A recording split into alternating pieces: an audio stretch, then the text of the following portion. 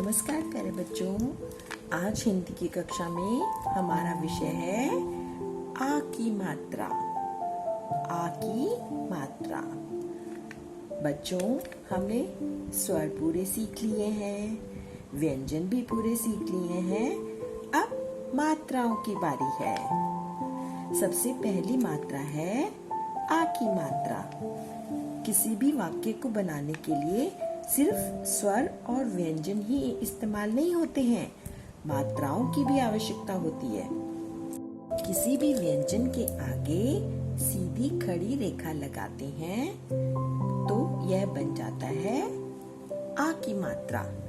जैसे क के साथ हम सीधी खड़ी रेखा लगाते हैं तो क्या बन जाता है? का।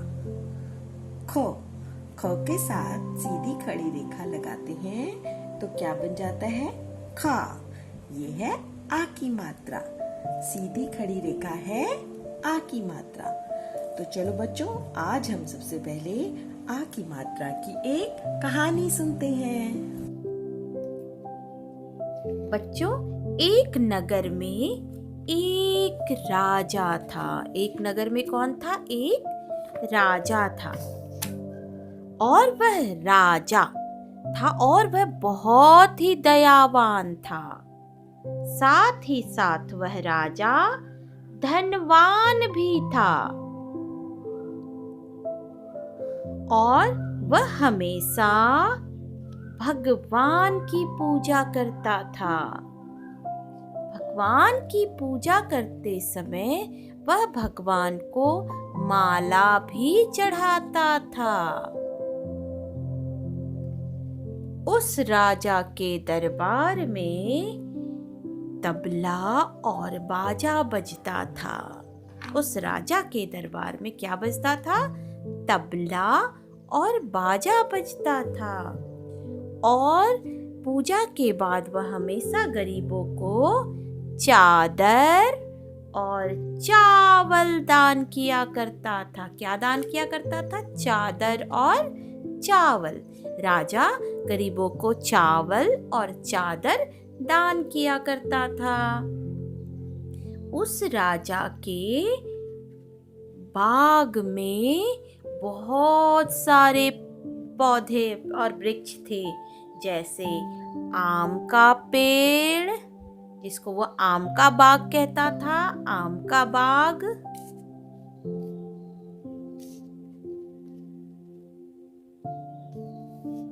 गाजर का बाग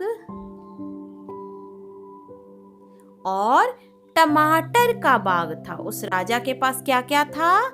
आम का बाग, गाजर का बाग और टमाटर का बाग था।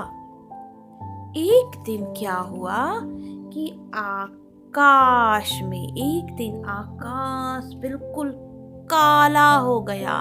आकाश का रंग कैसा हो गया? काला। और आकाश में काले काले बादल आ गए। आकाश में क्या आ गया? काला काला बादल आ गया। ठीक उसी समय उस राजा के पास एक बालक आया। उसी समय उस राजा के पास एक बालक आया। बालक हरे रंग का छाता लिया हुआ था। हरे रंग का छाता लिया हुआ था। और वह बालक राजा के लिए कुछ फल की टोकरियां लाया था, जैसे आम की टोकरी, बादाम की टोकरी और अनानास की टोकरी लेकर आया था।